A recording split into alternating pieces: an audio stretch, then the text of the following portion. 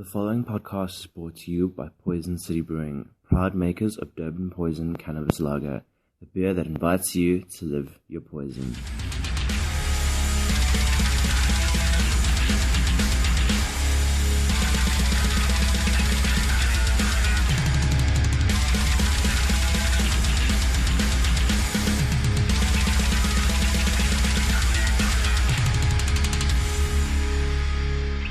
Cool, so welcome back to Sludge Underground. Today we have Imperious Vision.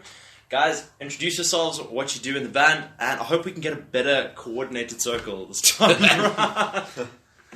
Okay, so hi, my name's Blake. I play bass.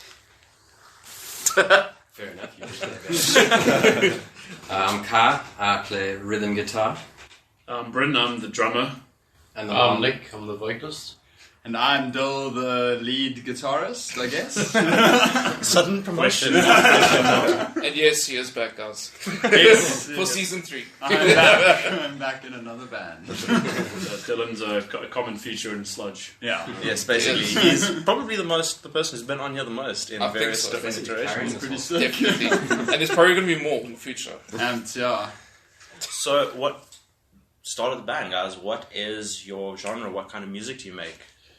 Okay, well, there's been some debate about what... When I joined the band. When Dylan joined the band, there was some debate. We kind of were going under the whole, I guess, title or moniker of a technical metal band. Technical death metal band, should I say. And then, we kind of chatted about it. And even though the drumming and the percussion's quite fast, we've got some pretty technical bits, we kind of settled on the fact that we're more of a brutal death metal band. So that's pretty much what we've been running on. And then in terms of starting the band, well, Nick, I don't know if you want to answer this one.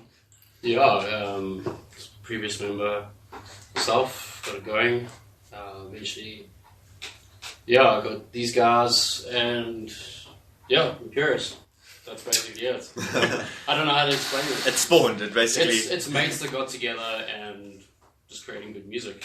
Yeah, I mean, we've in principle been running since about, I don't know, like mid to late 2016. But with this iteration of the band, it's pretty much mid 2019. It's been a journey. It's been a long journey. It's been a long journey. Yeah. So mid 2019 with Dill and Car. Car joined in at the end of 2018, and then Dill midway through 2019, and then we've just sort of gone from strength to strength from there. So so you guys would say this is your solid lineup now. This is what you guys are going to push forward. It looks solid. Should. Absolutely. It's also nice to be in a band where we all have the same idea of what type of music we're making. It's that's why you go back to the genre debates and stuff like that. I think we're all very into very similar genres and similar bands. So because of that, it's quite easy when it comes to actually playing the music together. Something where it comes quite natural, especially when it comes to people's different techniques and styles and shit like that. For me, for one, this is the first, I guess, when it comes to the genre of death metal, true death metal in a way, opposed to my deathcore influences and stuff like that. So for me, it's been a very easy adjustment. I've never really played in a straightforward death metal band, and it came quite natural with the Dylan and I like blast beats, and we make it known all the time. So generally when we're watching bands, we'll be like, this could use some fucking blast beats. That's what it means. Yeah. So and Shane hates that, so we love it more because Shane from YCS and Skinwalker, he doesn't really like blast beats. He likes dun dun dun dun dun dun. Now that we have Bryn in that band, there's going to be probably more blast beats. So. That's my whole purpose. That's my whole purpose there. So how does one come into a room at band practice and just say, okay, cool guys, the next song, what's it going to be? How do you guys come around making new material? What does one do? Well, Carl writes everything, obviously. He's just a genius. I'm a slow writer. Quality over quantity. Car's great and everything, but generally with he places the foundation of the song. Well, we try and encourage everybody in the band to contribute. Everybody in the band can play guitar, so it's actually true. Yes, I didn't realize that now. So from my side, I would like it if everybody brings a riff and then we put it together and we work on it like that. It's got to be equal. everyone in the band is equal and the writing's going to be on the same page. Everyone obviously has their way of writing stuff. So one person may have like a riff, and then someone says, "Yeah, but what happens if you do it this way?" But still keep that same. Yeah. Oh, that's pretty cool. We've got to be open-minded and not Yeah. kill each other, you know. Yeah, So that's, far It's a team effort. It's fun. Yeah. It's gotta- generally everyone's very chilled out. Yeah, okay. There you go. You go. No, I was going to say, so far there hasn't been too much conflict with regards to ideas and That's stuff. true, Like, yeah. normally someone will bring something, it's like, that's We all amazing. like it. Yeah. Yeah, let's do that. This is the best And there'll be thing like a ever. couple of small changes, but like, generally it's, the first... That goes back to the fact that we all sort of dig the same style of music and stuff. Yeah. What I think for me personally that I like about the lineup is that everybody is very motivated, which is something I don't know what other people think or what they've observed, but in Durban I generally find that people don't really have that passion, or like there's no fire under their arse to really do stuff. So that there are very few musicians who are committed. I like to think that this band has some of those, those top guys and stuff. So for me, everybody in this band, what I do appreciate is they show up to practice, they contribute, they have their say. Are they all on time? In their time, in their time.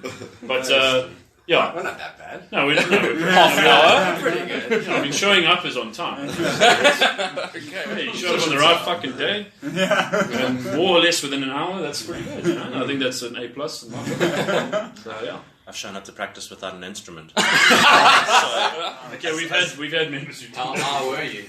I wasn't. I was just. did you mouth your parts? I didn't have an excuse. The drummer wasn't even home, so I didn't actually have to go through the simulation. Narrowly avoided that one, huh? How long have you guys been playing your respective instruments? How long you say you all play guitar? How many instruments do you play, and how long have you been playing them each? Okay, Go for it. so I've been playing guitar since I was like 9, I'd say. I'm 19 at the moment, but I only started playing bass probably like mid 2017, I'd say, and then I joined the band like the end of 2017. So It was pretty quick. yeah, I sort of like I was mainly playing guitar, but then when Bryn asked me like if I wanted to play bass, I sort of switched over to that instead. So, yeah. I used to play piano. Oh. Yeah, I got up to grade 6 and then I sort of gave up on it because I was just doing like the piano exams and stuff, and I didn't really learn to like improvise and stuff like that. Did And I your just got parents over it. choose you to play piano, or did you choose piano?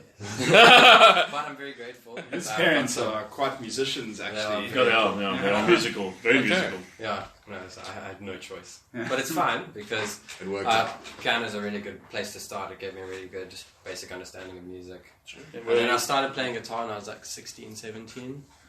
And yeah, I've pretty much fallen in love with that. I had a break from when I was like 12 to 15, 16, where I was listening to really crappy music. I'm not gonna lie. I did that as well, So actually. shit. Just tell them that. And then no problem.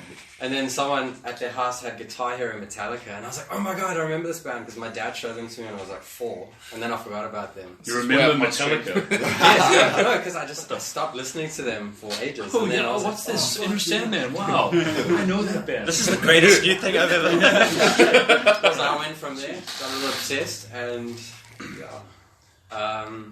I played ukulele for a little bit, and then I got bored. I'm sorry, ukulele players. All of them are literally hating on you right now. I can play a little bit of bass, but it's not my preference. Slap, bit of slap. No. No, like very, very little. I can play like passable bass.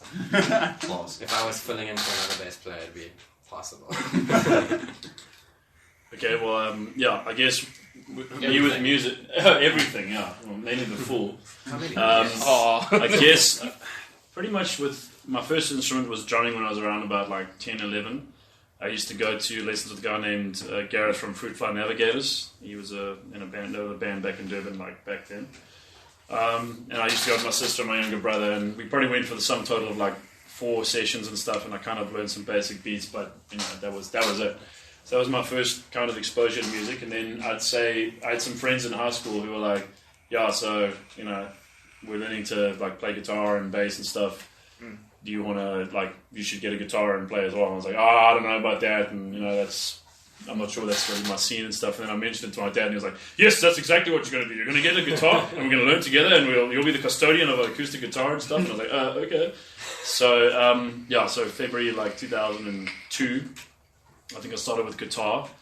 And then, May, on my birthday, my 15th birthday, I got my first electric, and, like, that was, like, one of those slow-mo moments in my life. I was like, suddenly destiny has arrived. And it was all like, and I was just like, wow, this is what I'm going to do for the rest of my fucking life, man. I pretty much picked up guitar from then, and then started playing, like, at school and stuff, and, tried to get a band together, couldn't find a drummer. Did you play in a church band? No, I did not play in a church band. Not yet. I did. Not yet. Yeah. Not yet. No, not yet. Still time. And then, kind of messed around in high school and sort of did some band stuff and whatever, and then picked up drums again with a Belgian guy named Bert. And he used to teach me at the Methodist Church here in Westville and stuff. I used to go up to school, and then he'd teach me rudiments, and he'd have his accent, and okay, you got to look at the board. That was it. So, and then after school, I guess like 2006, got into my first metal band, which was Code of Silence, and I was a rhythm guitarist, and like I was like, okay, well, I really want a girlfriend, so I need to learn this fucking instrument and stuff. Then I got a girlfriend, and I was like, okay, cool. Now I should probably like focus on getting good at it and stuff. And then ended up playing in Pledge Defiance, and then after our vocalist Andrew Brecher passed away, I ended up taking on the role of sort of like rhythm guitarist, lead guitarist, and I guess vocalist. And that was a lot of pressure, and that was really difficult. And then, pretty much when I was in Pledge, I started messing around more with drums again, and then formed IDP in like 2011 after the breakup of Pledge, which was very unfortunate. And then we recorded our first album. I'd never recorded drums before, and that was pretty brutal. Started playing bass then as well. Did some stuff on the album. Joined the Overmind in about mid-2014. Then I had to suddenly play like this, like fast drumming and shit, and I was like, okay, well, fucking, I don't know how to do this stuff, whatever. Then left the band in the beginning of 2016, and then pretty much started Imperious.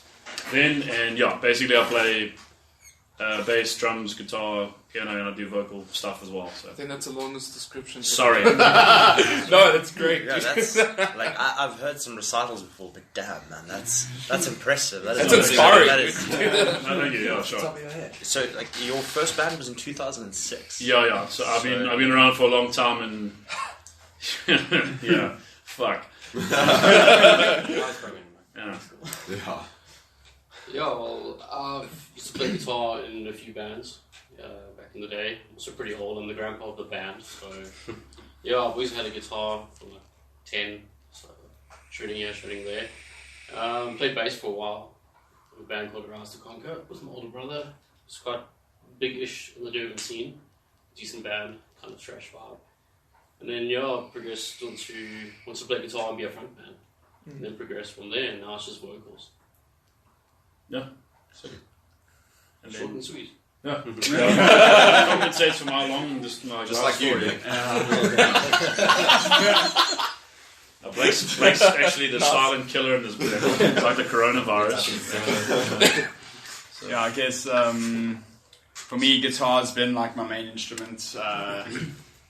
Probably about 28 now. Started around 15, 16, so about 12 years or so. 2010, joined my first band, which had been Domain 8, with the Kayats, that I'm sure everybody knows. And I was playing bass, then just jamming along like a lot with Shane, like kind of put me onto guitar more, which I started taking a bit more seriously, him being like probably the one musician I've played most with like my whole life. And he just got me more and more into guitar, and then I had just my issue when it comes to bands, so it's like I'm referred to the point of this. It's all led to me being in like all the Durban bands. So,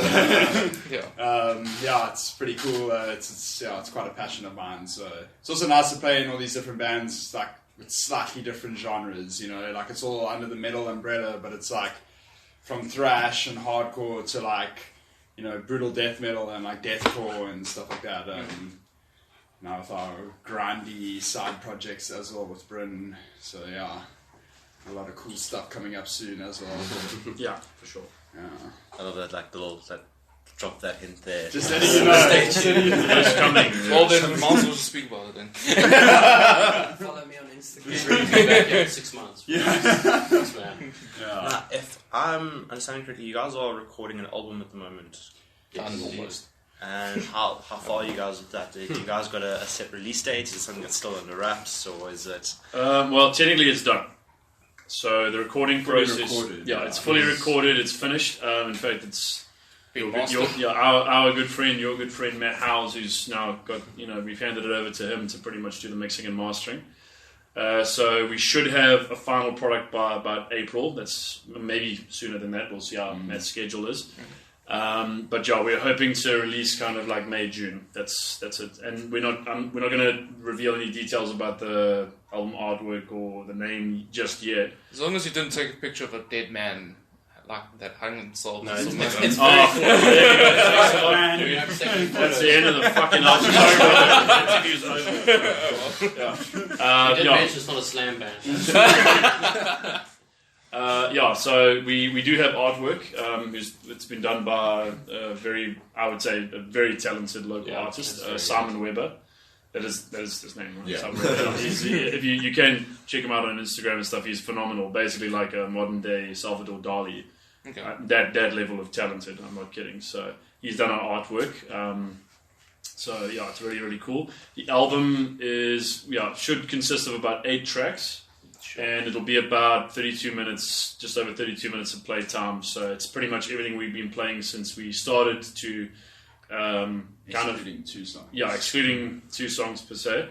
Bonus? Well, maybe on a reissue or digipack or something like that. But basically, I mean, at the end of 2018, we had 2 songs recorded, and then end of 2019, we had 8 songs recorded. So Jeez, what a jump. yeah. So with the new group, we've definitely experienced a lot more drive to finish stuff.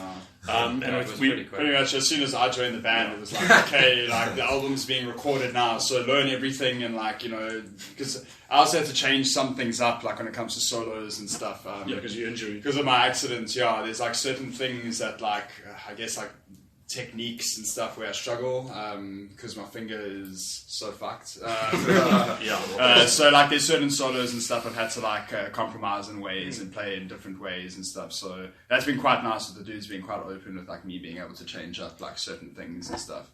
And that was literally like off the bat, it's like, okay, we're gonna get this album done now, so start like getting the shit together. It's like, fuck, I just joined the band, Dropped into the deep end. Yeah, literally, So it was cool though. It was quite a nice, I guess, like push, Yeah, and then there is a song that Dill actually wrote called Genocide Suicide that we've put on there that we really like. Everybody pretty much heard the song and we were like, those riffs are kiff, and then I put some drums to it. So it's nice. Yeah, so it's really cool. So Kai's gonna basically write the next whole album. The rest of us will just chill the fuck out. And we'll be like, shot, thanks. They can also write the drum lines, I'm over it. So but anyway, but that's the story. So now, individually, what's been, I don't know if you want to talk about it, or what's been your favourite song to record or play? Like, do you all have one favourite song? You're not allowed to mention the one song. You know that? Yes. Oh shit, okay. Yeah. If it is that one song, spoilers. you can say it. But Okay. if it's not, then just say another song. Okay, no, I was but gonna like, say that. I don't know what that song is. Oh, that's the title track. Oh, yeah, of course, okay. let's say it. Yeah, It's very, I'm very keen to actually hear what it is. It's actually my favourite extremely song. new. That's We've so good. never played it together as a band. Yeah, that's true. It We was actually written haven't. in like, guys, learn this. Put it this way, like I recorded it the other day and I haven't like learned how to play it like riff by riff back to back yet. Like I did it for the recording and then like I carried on with other stuff and now I need to learn it again. Like that's how new it is. The vocals, we basically just sat in the studio and then we're just like, use this. So it was just throwing together. Well, Blake, what was your favourite song to record? Probably Genocide Suicide. Yeah. Oh, you were going to say the same thing, weren't Of you? course, you know how much I love Genocide. Thanks, guys. I remember I learned it within like the first week. I'm like, guys, can we play? Can we play? And we're like, no, slow down. Next album, cars come out. I hope everyone loves this. You present it to everyone, and everyone's like, nah. It's okay as far as metal goes. Yeah. For me, what was the best song to record? It's a bit difficult because there's something about Ignatius was a challenge. It was not that easy. Do you like a bit of a challenge? I do. I definitely do. I mean, Genocide's definitely out there. I think for me, in many ways, I really enjoyed recording Even the Best of Us or Scum. I thought for me that was a lot of fun to do. The title track of the album was brutal. It was extremely difficult, to say the very least. But I definitely put Genocide up there with one of my favourites, I would say, in terms of recording. So, and Nick? Well, for me, we actually recorded a song in 2016. So it was the first one we did, which is called Heros. So it was exciting for me was to get a chance to re-record like with the vocals and stuff and that.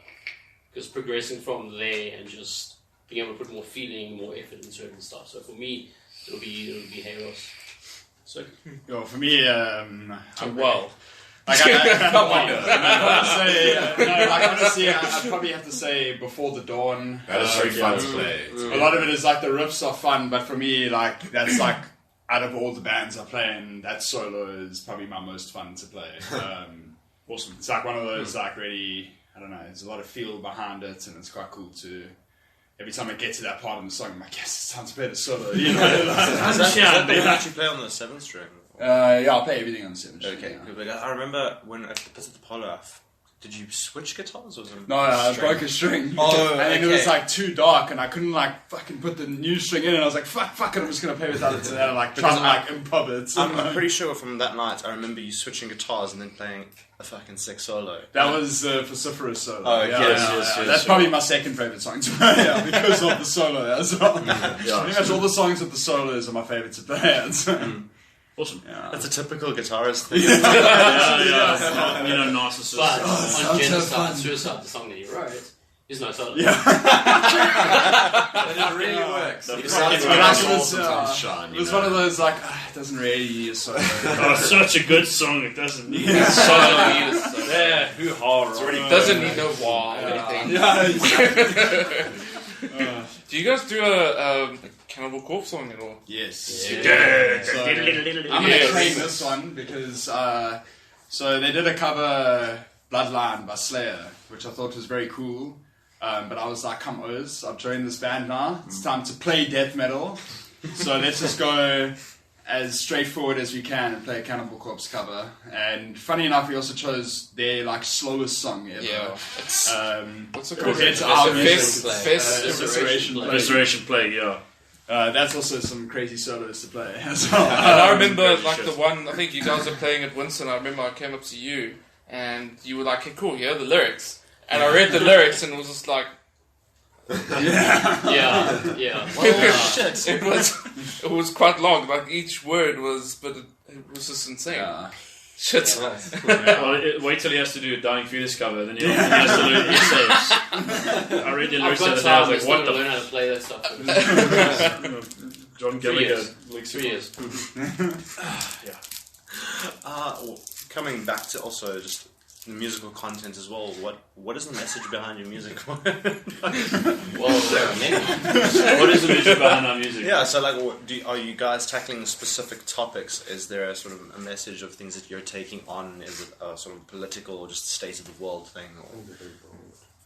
Very broad. No, Can't no, say I it's very think, like, depending on what the guys write and what's going on around us. General state of the world, as It's you just said. general stuff, like with Vociferous. I mean, that was written about some shitty people. Yeah, well, Scum as well, you know. You It's just people we just don't agree with, you know. It's just everyone's got people they don't agree with, you know. So, like with Scum, that's something that everyone can relate to. It's called Even the Best of Us are Scum. Yeah. So yeah, it's well, just it's not having a dig at anyone. It's just how you feel, you know. Just yeah. I mean, I think we're kind of misanthropic in many ways. Like we're not particularly I don't think any of us are big fans of humanity as a whole. I mean, we do play in a death metal band, so, that's kind of the whole vibe. For me, I think a lot of it is just, looking at the modern human condition and kind of going, well, this is absurd. It's ridiculous. We kind of reached this point in our existence where everybody kind of wants to fix things and they have all their ideas about how they want to fix stuff, but nobody actually knows how to operationalize it and make it work. And it's kind of ludicrous.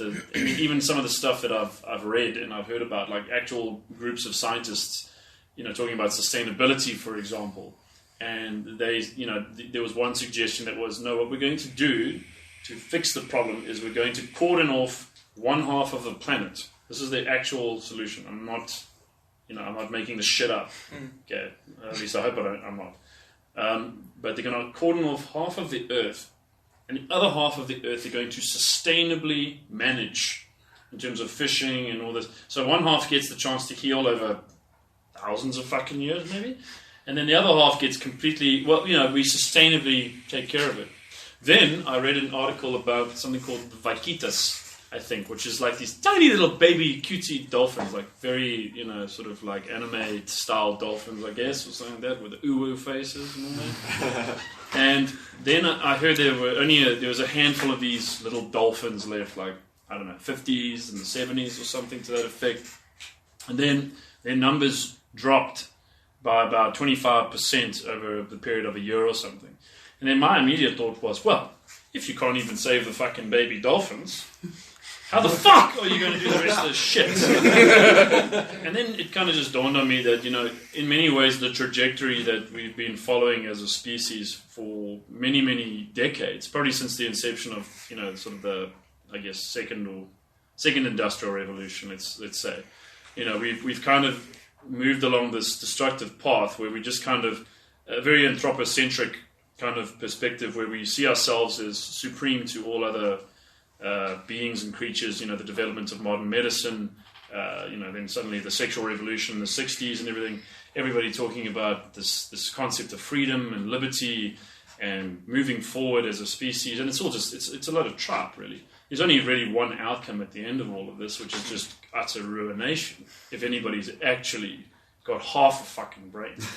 Because if the fucking guys at the top are talking like, all these idealistic retards, then what fucking chance do the rest of us have? That's kind of the idea. So for me, with Imperious vision and stuff, again, even the name itself, which kind of is just the semantic, it doesn't really make much sense in a sense, but kind of, again, this idea that we've built ourselves up where we have had the chance to conquer nature, as it were, and we have in many respects, and we don't realize that we are part of that very same nature that we have conquered. So therefore we are destroying ourselves in the process. And people talk about, the planet being ruined and how we're destroying the Earth, and that's ridiculous. There have been like 5 mass extinctions before this, all of which have seen a significant portion of the Earth's biodiversity being completely wiped off the map.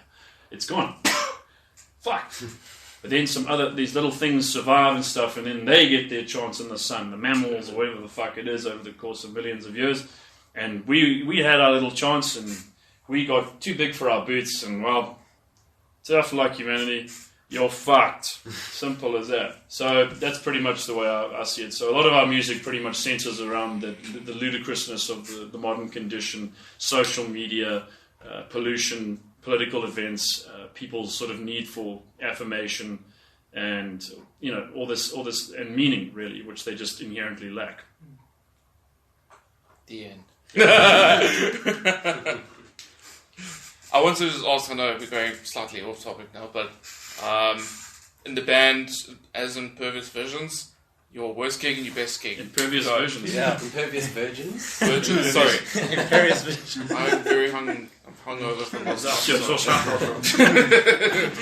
What was your favourite gig? What was my favourite gig? Probably Spawnfest. I knew it. I'm so good at predicting. I'm going to jump in there and say the exact same thing. Spawnfest was dope.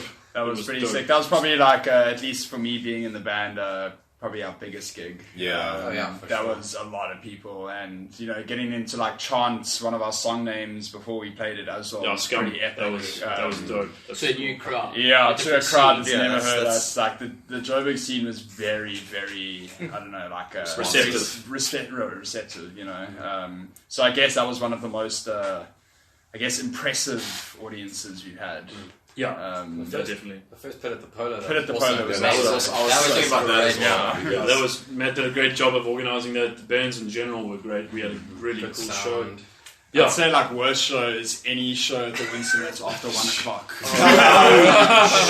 shit. When you're scheduled for 10 but you play at 1. Yeah, that is that's really probably when it's Yeah, that's- that Because was- either one band has fallen out or they say, yeah. We I'm did. always asked to play first. Yeah, we ended up playing at 1 o'clock at the one show, Yeah. and that was I think that was actually Dylan's first gig, if I'm not No, mistaken. I'm Second- thinking of the one where both of you played in YCS as well. And then Oh, you that played one. Imperious after that. Oh, that geez. was at That was- 12 or Yeah. something. I enjoyed that Goat one. Throw. I enjoyed that Yeah, one. yeah. It was cool for me. Yeah, it was that one off the goat throw. That was That's that when was, we were at like 1:15. that There was were like 5 people I was there. I was dead. I was Yeah. dead after that. Yeah, that was Yeah, those super early morning ones. Yeah, everyone's had that graveyard gig. Yeah, Oh, yes. plenty. It's tough, but you still got to give them a bang for their buck. Yeah, Whether fully. it's one person 100%. standing, Guys, you got to paid give to see it all. us. Yeah, that's the thing. Like, that's never gonna like make us go on stage and not give a fuck.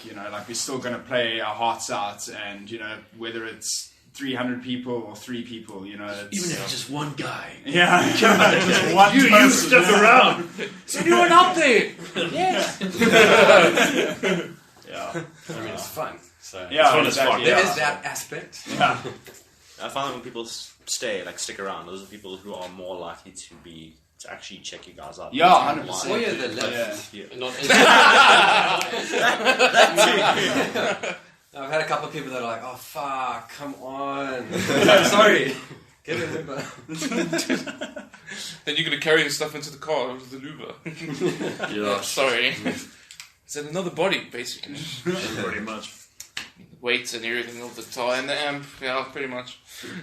And what are your guys' plans for this year? Obviously, New Year, you guys are releasing the album. Have you got other shows planned, other things that you guys nothing will be doing? planned yet. First is to get Blake to heal. Yeah, that's first and foremost. Once Blake is back in the room camp. No pressure, eh? Like, why don't you regale us with your story of how you came to be so interested? Okay, so He had enough of life. yeah, no. Basically, what was it like? It was mid 2018, I think. Was at my friend's house, and I leaned against a balcony, and the wood was rotten, and it broke, and I fell like 4 meters onto my wrists, and I fractured both of them. My left one's healed up fine, but my right one never healed up, so I had to get a bone graft, basically just to get it sorted. So I've been putting it off for like a year now. And So just keep in mind, by putting it off, he means he's been playing with us, Yes. playing gigs and shit. Yeah. with That's your fractured wrists. fretting. Yeah. No, that's my, Picking uh, it. Yeah, It's still, picking hand, yeah. but still, like for the kind of music And you guys recording do. as well. Recording So- with a messed up wrist. I figured like let me just get it now because if I don't get it done, I'll have arthritis in like 10 years or something. So yeah, basically just had to find a slot where I could get it done and not like hinder the band. So I finished all my recording, and then I went in for surgery, and then the rest of the band did their recording. So yeah. I couldn't help notice, but there's a Justin Bieber poster in the room. Yes, but you need to read the caption. I'm sorry, I haven't read it at all. No, like it's crossed out. You need to read it. We'll give it a read after this. Now, what I want to ask is that you obviously have experienced pain and stuff like I'm assuming after shows, after stuff like that. That's pretty intense. That's some going back to the dedication thing that you were talking about. That's impressive. Yeah, shot, dude. Thank you. Well, Blake, when he showed up to his first practice, I think he had everything like notarized, and he had this like little He walked into diagram. the band room with a notebook. Yeah, exactly. First time, he just walked in with his bass and a notebook. And I said, fuck, this guy's more organised than us. You know, Yeah, exactly. He wrote everything out and he just, he never left. It was because Blake, I think, was quietly shitting himself about joining the band at like what 18? Yeah, no, I 19? definitely was shitting Because myself. he got the tabs and he's like, can I actually play this stuff? Yeah. Which is I think fair. like never really played. And then he bass played as it better well. than we didn't play it. Yeah, then he just came in and dominated like one or Thank two you. songs that we had, and we were like, okay, well, you're so organized and you're so together, an absolute win. Yeah. Please never leave. No, I also find that level of practice and commitment, even if you don't start out at the level you should be, Yeah. you will get there inevitably. Definitely. No, I think this band has pushed a lot of us. Yeah. Like I think I'm like twice as good as when I started. Yeah, definitely. I think if I hadn't joined this band, I wouldn't be where I am at the moment. I think that's for most of us, to be honest. Except for me. Except for Dylan. Jules I just saw Joel giving the side eye there, like, what the fuck? Jules This just band like, knows can leave me anytime. So, Dill, were you as organized when you came in? I know you have no context to this question. I have no idea what shows. Dylan went to go get a beer, so Sorry you know about where his that. priorities lie. Right? The Wizard of Booze. Where are the beers at? No, they're down there. Wow. Yeah. So do you guys tab everything out? Do you Yeah. Shit. That's- For me, I must it's- be honest, bro. Like being in like, I know I keep saying it, but being in a few bands, that's one thing that I find, especially nowadays, is quite an important thing. I think it's a nice way to like just keep track of like exactly how songs are written and how songs are kept together. You know, purely based on like your own like reference. You know, I mean, there's a lot of times where I think it actually came with some of our recording where I was playing something and I had no idea that I was actually playing it slightly off to like what the tab actually was. That happened to me as well. And it'd be like, whoa, shit, like I look at the tab and I'm like, oh, this is actually how I was supposed to be playing it. You know, I've been kind of like playing it slightly different. Obviously it just comes with like feel and obviously just playing a lot of shows, you just get Yeah. Sort of drift off from the initial yeah. idea. Yeah, So so- to me personally, I find it quite an important factor when it comes to like playing in modern bands, especially when it comes to like metal. Because like it's, you know, a little bit more intricate than like, you know, other genres. And that's where the technical side comes in. And a lot of the stuff that we do, the timing is pretty weird. Yeah. Like, I think when we first wrote and played Vociferous Digression, everybody was like, you know, so suddenly standard grades maths 6 counts. didn't really cut it anymore. You can So see we- people trying to headbang. Yeah, exactly. Yeah, we got that. And we got another song called Ignatius, which fascinates me when we play it live because I'm like, well, how are you guys actually consuming this and headbanging to it when there's so many like timing shifts and stuff.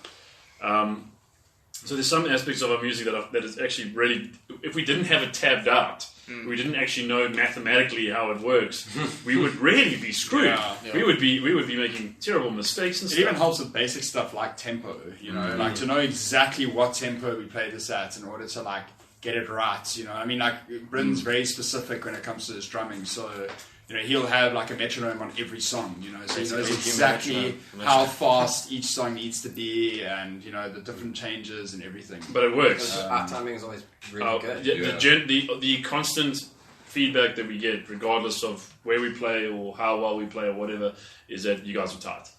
And for me, that's very, very important. There's certain principles in a death metal band or in a metal band in general. Like for me, kicks have got to be present. You got to feel it in your chest. I really want the crowd to experience that because that's a huge portion of it. Songs must be diverse and they must be interesting. You know, for me, a lot of the time, what happens with bands is they lose out in their writing. That's the problem. Is that their writing's a little bit it's too one-dimensional and kind of like you'll get sort of moments where everything's kind of interesting, and then you know, there's all this like filler material. So for me, with what we've written, I generally like to think that what we've written is really interesting, and even though each song sort of has its own character, it's still our band. So you know, I'm very proud of it from that perspective. Touching back, hearing the feedback that we get from everyone play shows, it makes it worth all the effort because you put a lot of effort in.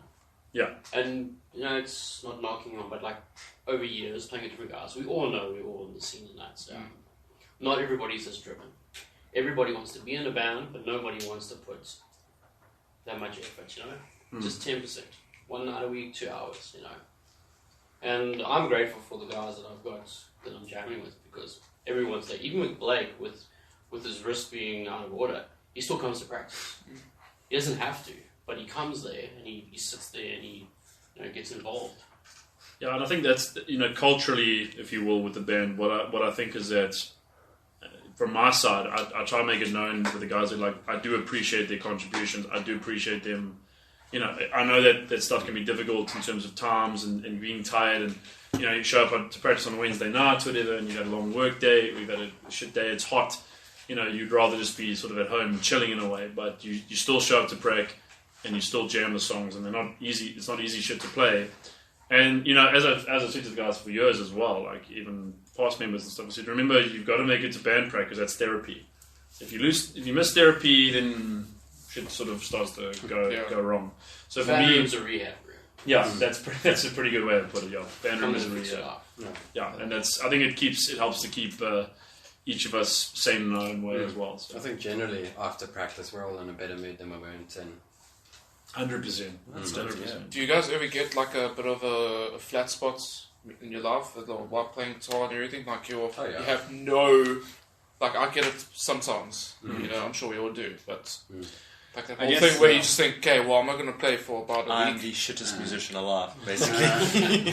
But I guess that's what it helps with playing with these guys and having like how every week we've got this practice on this day and we know that. So it's one of those things where it's almost like if you're a sportsman or an athlete or whatever, you've got your times in order to do it. Otherwise, you are going to fall off the ship.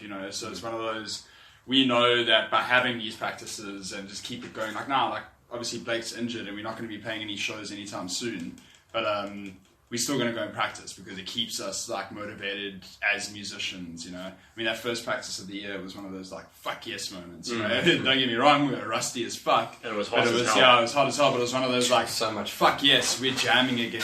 It feels so good to be playing music again. Yeah. And what's also nice is that I feel like each of the guys is very happy to take on any sort of challenge and stuff. That we talk about things we want to accomplish and what we want to do. Is that there's a sense of direction in the band which I've never really had in previous projects, and a level of professionalism that I really do appreciate because there's a refinement. Because I think a lot of the time what happens with a lot of guys, they just sort of churn out stuff, and I just generally find that to be. I mean, look, there's obviously overproducing and everything, but at the same time, I just generally find guys push out a lot of content, but it's not particularly interesting. Why should I listen to you above X or whatever? There's a lot of competition, let's be honest. So there's a lot of stuff competing for people's attention. So for me, you've really got to create something that has a really interesting narrative, that's something that's compelling. So that's kind of what I think we've managed to achieve with Imperious, and I think we've had some really good experiences with the band, especially over the course of the last year or so. For sure. Now with the album, are you guys going to be releasing it on CD or that? I want to do it on CD. Yeah. Anything and everything. Yeah, so we're gonna, especially nowadays, the way bands get big is online. Yeah, so 100%. The goal is to be able to release it on iTunes, Spotify, everything. Just to get it out there. So it's nice to try and get traction all around the world, opposed to just your neighboring cities and whatever. Yeah, people want our stuff. They want to hear. They want to own this stuff. So it's that's definitely the way. Are you going to put it on CD at all? I had every intention of making sure. I know it's a weird question, but everyone is on iTunes, Spotify. I like having physical copies. Yeah, you should check. I want to have that thing in my hand. Everywhere. Fuck yeah. Yeah. That's the way you do it. But it's also when it comes to album arts, I think it's quite an important part of the band. Things like your logo and shit like that. I enjoy seeing a new band's, I think Bleeding Spawns just released their new artwork for their new album or whatever, and I saw it and I was like, fuck, this is cool. It's one of those I don't know, I get a kick out of artworks. So Dylan is a designer. but having an actual tangible copy where you can look at it and open it up, and I don't know, for me it means something, and I think it does to a lot of people as well. It's almost like an introduction of what the album's going to be like. Yeah. I think it's nice to have that that art with media and stuff, and I'm glad that we've got Simon, because he is so talented, and I think someone like that deserves platforms and recognition. And here's this guy. I mean, he's how old is he now? Your age? Yeah, he's 19. He's 19 years fucking old. I mean, he's insanely talented. I don't care what anyone says. Blew me away when I first saw it. Yeah, I mean, when we saw the artwork, I was like, shit. I mean, we paid him a decent amount, but I don't think it's any. I mean, if we could pay him what he deserved, I would happily do it. And he's very, very nice, humble guy, extremely talented. So and it's nice. It's nice to work with local guys as well. Again with Matt Howes, who's a stalwart on the scene. Yeah, big shout out to that guy. Yeah, huge shout out. Good musician, massive, better we- friend. Yeah, he's helped us. that's why we like Matt, because he's a good guy. More than anything else. He's one of the most Yeah. genuine Yeah. human Yeah. beings I've ever met. Yeah, he's basically our sixth member. Yeah, he's Yeah, in our he WhatsApp says, group. yeah. Like, I heard Yeah. that you did play one of your guys' songs. He came onto stage. Yeah, That's couple right. times. That's Yeah. right. Yeah, twice. Did it- Spawnfest. Spawnfest, Yeah. yeah. First and put at the podium. Yeah, came and did vociferous with us. Yeah. Went down very well. I couldn't, like, when he came to, I'm sorry to say, but Thorns of Iron, we had one of our brand practices. He was like, hey guys, I'm actually going to Spawnfest with these guys, and I'm going to play one of the songs. And we were like sitting, and we were like, holy shit. yeah. Like, this is pretty cool. We're drunk. Yeah. But even that, you went know, well. like, I mean, he's the kind of guy where, like, you say his name in Joburg, and those are like, fuck yes, you know, it's like, yeah, we're going to bring up our mate Matt Howes, and, like, Shit. the crowd gets amped, you know. Oh, It's people like, know Matt. They do. Yeah, know Matt. it's, He's been a big judge for the shout out to summers. him. He's done all these Yeah. sort of things. So Yeah, Oh, yeah. he's accomplished a lot in his He time. actually He's- knows how to get people pumped as well, because Yeah. He's with a very the important Psalmers, I person think- in the scene. He's Yeah. very, very important. with the So- Psalmers, I think he said when he came back, he said, like, everything was just, like, according to the plan, according, very formal. Eventually, when he got up there to present, I think it was a Volvadinia, the reward or whatever, like Award, that. yeah. I think it was. And he literally got up there on stage and was, like, pumping everyone up, saying, oh, you guys are having fun and everything. So he's, like, that type of guy But that's Matt's very... always been like that. Yeah. He's very good with the Yeah. crowd. Very good It's with like the when your crowd. grandpa in the band, like Matt's like 2 years. Matt's like a year or two older than me. but Matt like, is going to Matt kill was Nick that for good this. back then. to give you context, he played his first show when I was in grade 4. Okay. God damn it, he's old. So, Matt. but it's interesting. We thought that it would be a bit problematic. We weren't sure how it would go down, being so young in comparison. How would we be able to write? Would we be able to communicate? Yeah, Would we be yeah. able to do these things? I don't think But age again, is a yeah, problem. Like look at I this think guy. if you gel well with the dudes, like He's we got- 35, he's 19. Yeah, there we go. Yeah. but I don't look at him as a kid. He's my equal. He's Well, a cool age. I member mean, of the band. whole thing with Gel. age. Yeah, the whole thing with age as well. It's like, you know, if the guy, if someone It's can just do it, another- Yeah. it's an attitude thing. It's a maturity thing. It's a brain thing. I don't know what to call it, but you know, we got. Also, it's a basis thing. There's no other basis, so That's a rare, no, but bassists are a rare breed. Yeah. Let's be honest. and no, you cannot take. You blame. can't we will fucking kill you. That's okay. We've got Gary now. Yeah.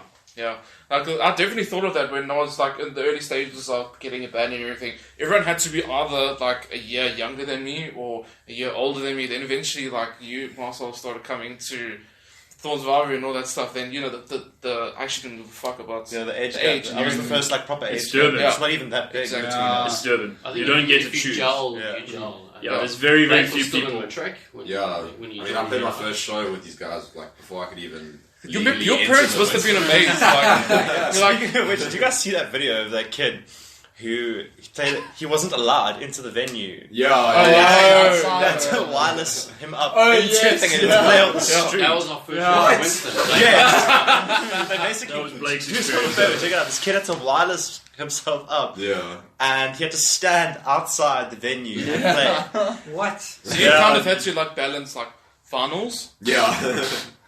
and then all of a sudden in this like death metal brutal band, must have been like, yeah, this got a son. So we work around it. So, I mean, Yeah. he wanted to be there. He made the effort to show up on that. So we'll always work around it. Yeah. We've all got day jobs and stuff. Yeah. You know, Which is also great. which is comes first. You know, because being a musician in Durban, you know, it's you can't do you it. don't get tons It of doesn't cash. pay. It costs you more than what. Does not pay. So everyday life, jobs come first. You know, family and stuff, and then it's Yeah. work You need to around be it. able to eat, man. One more, Yeah. That steers. one more thing I wanted to ask also about how do you guys like the scene of metal and all that stuff? Do you think it's kind of growing a It's little definitely bit? growing. Yeah, for me, it's It's like coming back. up It's again. coming Look, back. there's also a few bands that you know we know of that I don't know if many people know, but there are bands coming up now as well that are going to be Yeah. new.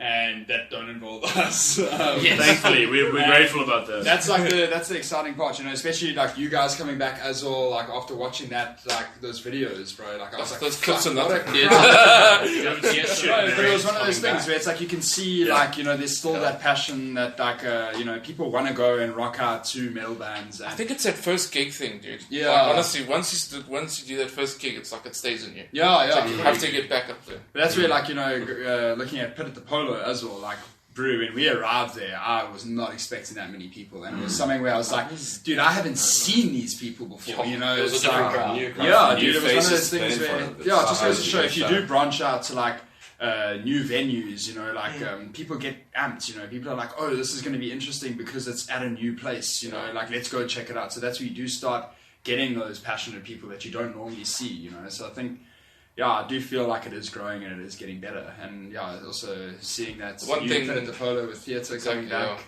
that's another big, it's quite an exciting 2020 will one. be good. Yeah. Yeah, definitely There's going to be a good year. there's I a think, black for metal metal. band that's up and coming. Yeah, that was one So, thing yeah, I was guys. mentioning, I'm psyched to hear it. Now, you guys, that sounded so apathetic. Sorry. I zoned out there for a second.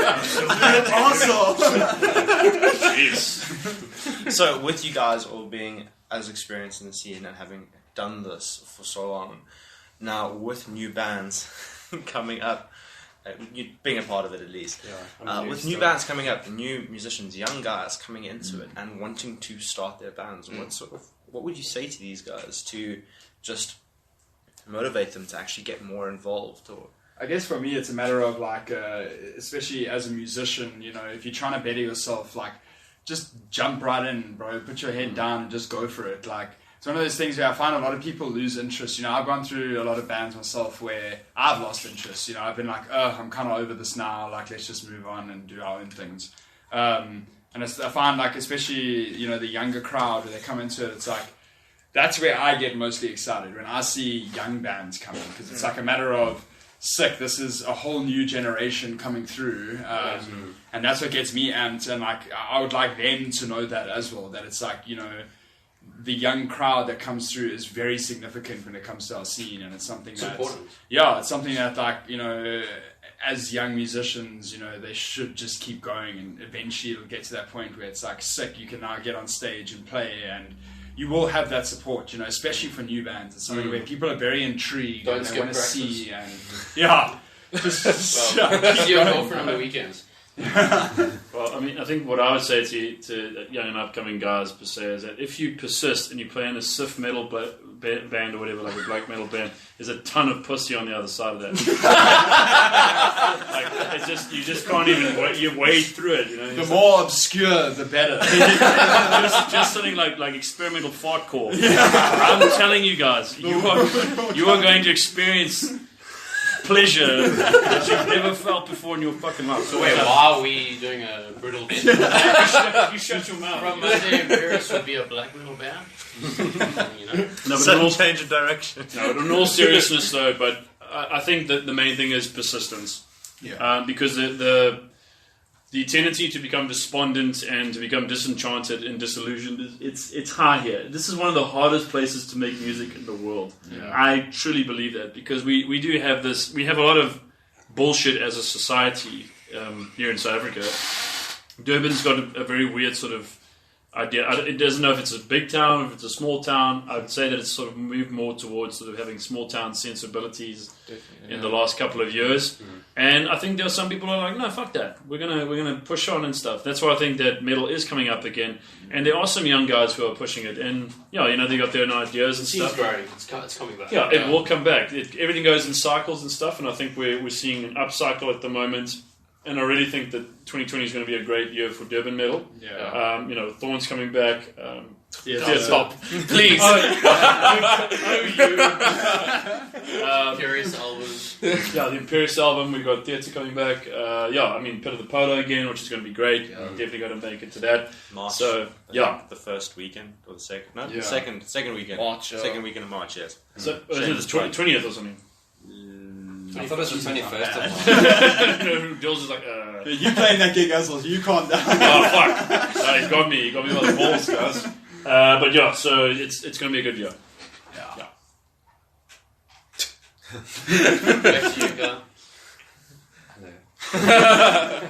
Well, I mean, you're a young guy. What would you say to the other young guys? So the other thing, Pretty much ditto, eh? Yeah. Same, I mean, yeah. I've got a couple of guys that I chat to. No, lovely. But yeah, no, the general thing is persistence because they go like, because some of the guys that I've spoken to about it have already kind of seen that, like, you know, if they keep trying, there'll be like one day, even if they've hit a plateau for a while, there'll be one day where they play something they couldn't play before. Yeah, It's like shit. I totally It's like, agree, see, yeah. you just keep going. Yeah. Like it'll. It's rewarding. just come. Yeah. It's one of the, It's- yeah. Such a great feeling, and Also, don't be discouraged by the crowd. You're gonna have those shows where you're playing in front of 3-4 people. Like, it's gonna happen, but that'll lead to the big shows. So And you can body slam those Also guys. just the Durban Not scene. big enough. yeah. it's fine. Unfortunately, we've got a very small, selective scene. But yeah, you go to Joburg and Cape Town, it's a lot more fun. Yeah, Blake, you say something. Persistence. Everyone stole my answer. Yeah, Blake's just sitting there simply like, just like, I can't believe these guys. Think of a different answer. I Think fell of off a garage for this. Also, by the way, just so you know, as a fun fact, everybody, Nick's mortal enemy is deck chairs. Except he'll probably counter that with saying that my mortal enemy is like verges or something. Well, just let everyone know that Imperious is still going because yesterday Britain tried to off himself. He rammed to bang and tried to go straight to heaven. So that's pretty much is But he's that. still here. My you car know, like a levitated. cockroach. He can't die. Thanks, man. That's the nice thing you ever said to me. Well, guys, in closing, where can people find you? Where can people find your music? Where are you on social media? And yeah, Facebook, Instagram, we've got one song on YouTube, Bandcamp. SoundCloud, and then once the album releases, then Everywhere. look out on Spotify, iTunes, the Yeah, pay attention. sharing What's your platforms. That's my dude. Yeah, Brendan also lives here if you want to just drop in. Drop You can come visit him whenever you want. You'll notice it from the heads on the park. There's a Park slight is big scene in Westville.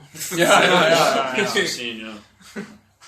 Yeah. German club, I remember those gigs. Oh, yeah. No. Cringe. Yeah, literally on the floor in front of 5 people. before my time in Durban, I'm Did assuming. Did you never go to those gigs? No. Oh, I saw.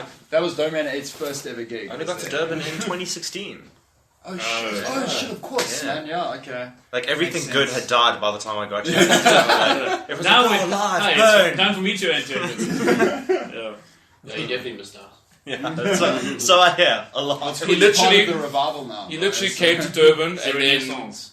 he was invited to Thorns of I had a band Arkansas. before I had a job, guys. Yeah. Sick. That's a true Devon musician. And then moved For the young into people, listen to my song. Get a band before you get a job in a girlfriend. and then moved But into a please get a house. job. Yes, no, definitely. I would not recommend what I did. And then what happens is he moved into a house, the really, really nice house. First thing he got was an amp. Yes, I had a choice between a coffee table and a guitar amp. Sounds about right. You can use Needless. Exactly. Sorry, Coffee table. it was a Two it bottles. was a table, I a can't use my couch, coffee or the table as an amp. amp. Needless to say, that amp has served me in various different ways. Amazing. Well, sales guys starting a band. When making furniture choices, always choose the apple. At least it wasn't the whole thing of bed or amp. Floor it is. There probably would have been. Mitch, where can people find you on social media? Fuck, I don't know. Instagram, Facebook, that's it. I'm useless. Alright, I'm Marcel. You can find I'm a social media whore. It's YouTube, Facebook, Twitter, Instagram. Yes. And Pornhub. yes, that too. Up in the comments. Sweet Bitch Vanilla is. And yeah, that's it, guys. It's been great having you on We here. finally have done this. Yes, this is How long? This has been nearly a year in the making. Long ass time. You came at the right time. It's alright. You can blame Dill Yeah. because he wasn't here. Yeah. He took For a his time. second, I saw you were like, what? What did you say? No, thank you guys. Thank you. Yeah, sure. Thanks, guys. Excellent, guys.